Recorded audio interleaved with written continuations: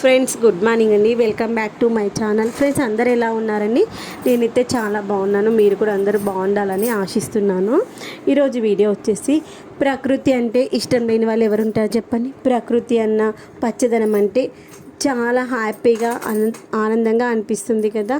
ఇలాంటి ప్లేస్లకి మనము అప్పుడప్పుడు మనతో పాటు మన పిల్లలను కూడా తీసుకెళ్ళామనుకోండి, ప్రకృతి అంటే ఎలా ఉంటుంది అవన్నీ చూస్తూ ఎంజాయ్ చేస్తూ ఉంటారు. ఏంటంటే మనము పట్టణంలో ఉన్నప్పుడు ఇలాంటి మనకి వాతావరణం అయితే అస్సలు దొరకదు. ఎక్కడో దూరానికి వెళ్తే కానీ దొరకదు. సిటీలో ఏంటి మనకి అంతా పొల్యూషన్ మధ్య బతికేస్తున్నాం కదా. ఇదైతే మనకి సిటీకి ఒక 30 కిలోమీటర్ల దూరంలో మాత్రమే అనమాట ఈ యొక్క టెంపుల్ ఉంది. ఇదైతే మనకి మేడ్చల్లోనే ఉందన్నమాట. ఇది మనకి దక్షిణ కాశీ టెంపుల్ చుట్టుపక్కల ఇంకొక టెంపుల్ అనమాట. దక్షిణ కాశీ టెంపుల్ కూడా అక్కడే ఉంటుంది. ఇవి రెండు కూడా దగ్గర దగ్గర పక్కనే ఒక 5 మినిట్స్ డిస్టెన్స్లో ఉంటుంది. ఇది వచ్చేసి దక్షిణ కాశీ టెంపుల్ ఈ యొక్క గార్డెన్ అనమాట. ఇలాంటి ప్లేస్కి మనము అప్పుడప్పుడు వెళ్ళామనుకోండి, మనసుకు ప్రశాంతంగా ఉంటుంది. తర్వాత చూడ్డానికి కూడా చాలా అందంగా అనిపించి మనసు రిలాక్స్ అవుతుందన్నమాట. ఇలాంటి టెంపుల్స్కి మనము పిల్లల్ని తీసుకెళ్ళినప్పుడు వాళ్ళకు కూడా ప్రకృతి అంటే ఇష్టపడుతూ ఉంటారు. ఓకే మనము ఉన్నటువంటి క్లైమేట్ ఎలా ఉంది, ఇప్పుడున్నటువంటి క్లైమేట్ ఎలా ఉంది అని తెలుస్తుంది పిల్లలకు కూడా. వాళ్ళు కూడా మొక్కలు పెంచాలనేటువంటి ఇంట్రెస్ట్ వస్తారు. అంటే మనం ఉన్నటువంటి చుట్టుప్రక్కల ఇలాంటి చెట్లు లేవు, మనం వెళ్ళిన ప్లేస్ ఇలా పచ్చగా ఉండడం వల్ల మనకి హ్యాపీనెస్ కనిపిస్తుంది. ఇప్పుడు ఎండలు మండిపోతున్నాయి. ఒక్క ఎగ్జాంపుల్ చూడండి, ఎండలు అయితే మండిపోతూ ఉన్నాయి. మనం ఏంటి ఎక్కడికైనా వెళ్తే చెట్టు నీడ ఉంటే బాగుండు నిలబడడానికి అనిపిస్తుంది. లేదు అంటే బండి మీద వెళ్ళామనుకోండి, బండి మీద వెళ్ళినప్పుడు ఫర్ ఎగ్జాంపుల్ ఎక్కడికో ఎందుకు మన ఇంట్లోనే మనకి ఇంట్లోపల కార్ పార్కింగ్ కానీ బండి పార్కింగ్ కానీ ప్లేస్ లేదు.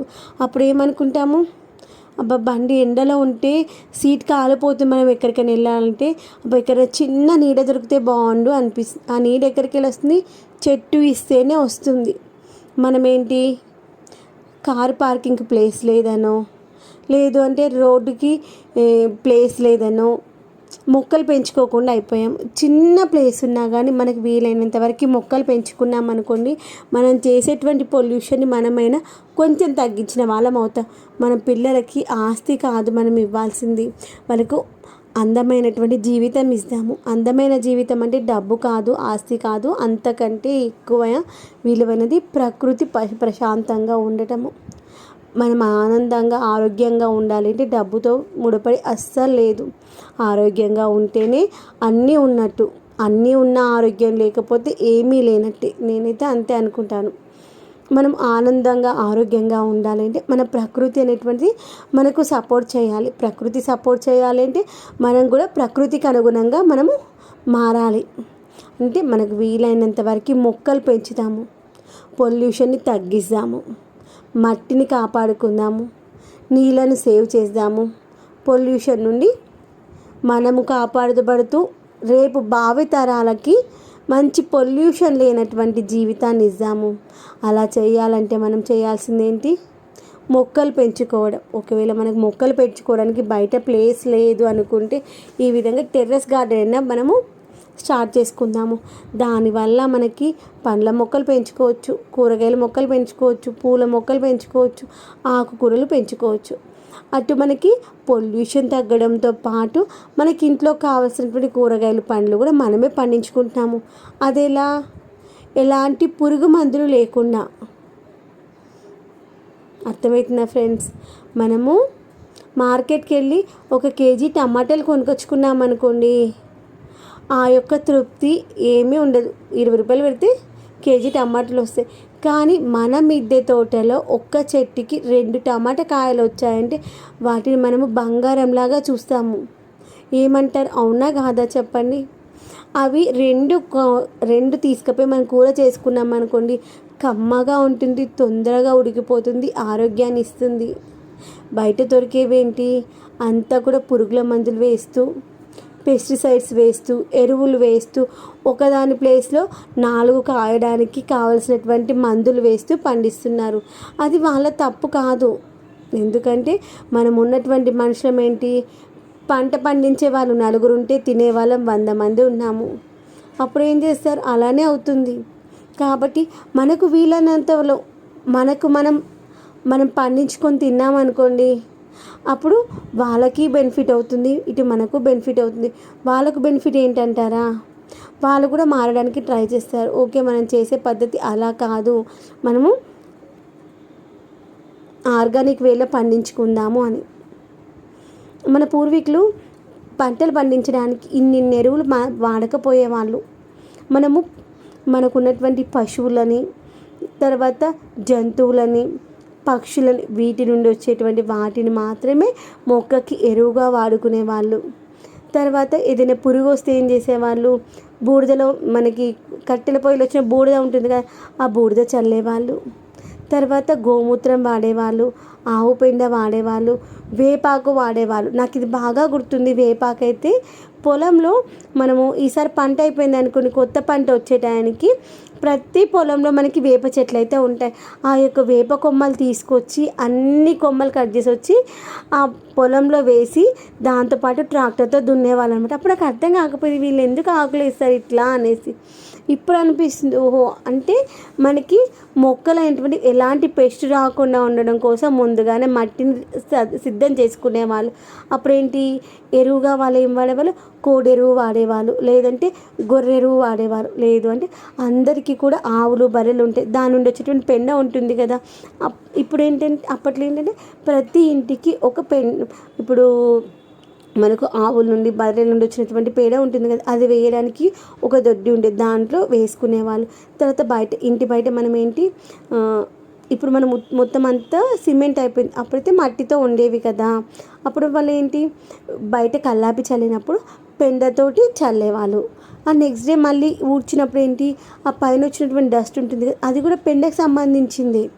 అలా వచ్చినటువంటి డస్ట్ కూడా బయట పాడేయకుండా అదే తీసుకుపోయి వాళ్ళ పెంటలో వేసేవాళ్ళు. తర్వాత ఇల్లు వచ్చినటువంటి చెత్త, ఇప్పుడు మన ఇంట్లో చెత్త కంటే ఎక్కువ ప్లాస్టిక్ చెత్త వస్తుంది. ఏమంటారు, అవునా కాదా? అప్పుడు ప్లాస్టిక్ ఎక్కడ కనిపించే చెప్పండి, ప్లాస్టిక్ ఏనో ఒకటి రెండు కనిపించే. ఇప్పుడు మనకి ఎక్కడ చూసినా ప్లాస్టిక్. ఒక పాల ప్యాకెట్ తెచ్చుకోవాలన్నా ప్లాస్టికే, ఒక బిస్కెట్ ప్యాకెట్ తెచ్చుకోవాలన్నా ప్లాస్టికే, ఒక అరటిపండు తెచ్చుకోవాలన్నా ప్లాస్టికే, ఒక బేకరీకి వెళ్ళినా ప్లాస్టికే. అలా మొత్తం అంతా ప్లాస్టిక్ మయం అయిపోయింది. మనం ప్లాస్టిక్ కూడా ఎంత తక్కువగా వాడితే, ప్లాస్టిక్ ఎంత అవాయిడ్ చేస్తే అంత మంచి. మనం షాప్కి వెళ్ళినప్పుడు మనం ఏదైనా తెచ్చుకోవడానికి ఎవరి బ్యాగ్ వాళ్ళని తీసుకెళ్ళామనుకోండి, వీలైనంతలో మనము ప్లాస్టిక్ని అవాయిడ్ చేయగలుగుతాము. కూరగాయల షాప్కి వెళ్ళినప్పుడు, కిరాణా షాప్కి వెళ్ళినప్పుడు, ఫ్రూట్ షాప్కి వెళ్ళినప్పుడు బ్యాగ్ తీసుకెళ్దాం, తప్పులేదు కదా. అతను కవర్ ఇస్తానా, వద్దు మాకన్నా కవర్ వద్దన్నా, మాకు మా బ్యాగ్లో మేము పెట్టుకుంటామని చెప్తాము. అప్పుడు మనం తగ్గించినట్టే కదా. లేదంటే ఒక పాల ప్యాకెట్కి ఒకసారి పోతాము, ఒకసారి బిస్కెట్ ప్యాకెట్కి పోతాం, ఒకసారి పెరుగు ప్యాకెట్కి పోతాం, ఒకసారి ఉప్పు పప్పుకి పోతాం. రోజులో 4 సార్లు పోయేసి వచ్చినప్పుడు 4 కవర్లు వచ్చాయి. వాటితో పాటు వాటిని ప్యాక్ చేయడానికి వచ్చినాయి. పాలకు వచ్చినటువంటి కవరు, పప్పులను ఒక కవర్లలో ప్యాక్ చేస్తారు, ఉప్పునో ప్యాకెట్లో కవర్ ప్యాక్ చేస్తారు. ఇన్ని కవర్స్ వచ్చాయి. ఇవన్నీ కవర్స్ వచ్చేసి ఏడికి పోతున్నాయి, మట్టిలోకే పోతున్నాయి. అలా మొత్తం మట్టిలోకి వెళ్ళే కొద్దీ మట్టి మొత్తం కూడా పై లేయర్ అంతా కూడా ఈ యొక్క కవర్స్తో నిండిపోయింది. అప్పుడు మనకు వర్షం పడిన వాటర్ ఎక్కడికి పోతాయి చెప్పండి. వర్షం పడిన వాటర్ పోవడానికి సోర్సే లేదు. అది తప్పు చేసింది ఎవరు, మనమే పర్యావరణాన్ని పాడు చేసుకుంటున్నాము. కాబట్టి ఒకప్పుడు చేసేసాము, ఇంకా అయిపోయింది. ఇప్పటికైనా మేల్కొందాము. మనకు వీలైనంతలో ప్లాస్టిక్ని అవాయిడ్ చేద్దాము. మన వాతావరణాన్ని మనము కాపాడుకుందాము. ఇలా చేస్తూ పోతుంటే మనకి ఓజోన్ లేయర్ దెబ్బతింటుంది, వర్షాలు తగ్గిపోతున్నాయి. ఎండలు చూసారా మనకి, ఈసారైతే జనవరి డిసెంబర్ ఎండింగ్ నుండి ఎండలు స్టార్ట్ అయిపోయాయి. మార్చిలోనే ఎండలు మండిపోయాయి. ఇప్పుడు ఏప్రిల్లో ఇంకా మండిపోతున్నాయి. ఇంకా మే జూన్ మనకి వర్షాలు పడేటప్పటికి ఎప్పుడు పడతాయా అని మన నోరు ఎర్రబెట్టి చూడాల్సి వస్తుంది. అదే మనం చిన్నగా ఉన్నప్పుడు వర్షాకాలం అంటే అసలు ఒక ఇది కాదు, అసలు బయట కాలు పెట్టాలంటే బుడద గిజగిజా ఉంటుండే. అసలు ఎక్కడికైనా వెళ్ళాలంటే అమ్మో అనిపిస్తుంది. ఇప్పుడు అట్లాంటి వర్షాలు ఎక్కడ ఉన్నాయి చెప్పండి.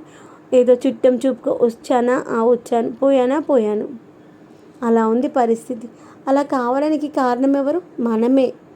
మనంతలో మనమే ఖరాబ్ చేసుకుంటున్నాము. ఆరోగ్యాలు ఖరాబ్ చేసుకుంటున్నాము, దాంతోపాటు వాతావరణాన్ని కూడా ఖరాబ్ చేస్తున్నాము. ప్లీజ్ మనంతలో మనం ఖరాబ్ చేసుకుంటున్న మన జీవితాన్ని మనమే సర్దిద్దుకోవాల్సినటువంటి అవసరం ఉంది. ఎవరో వచ్చి సర్దిద్దరు. ఏమంటారు? అవునా కారా?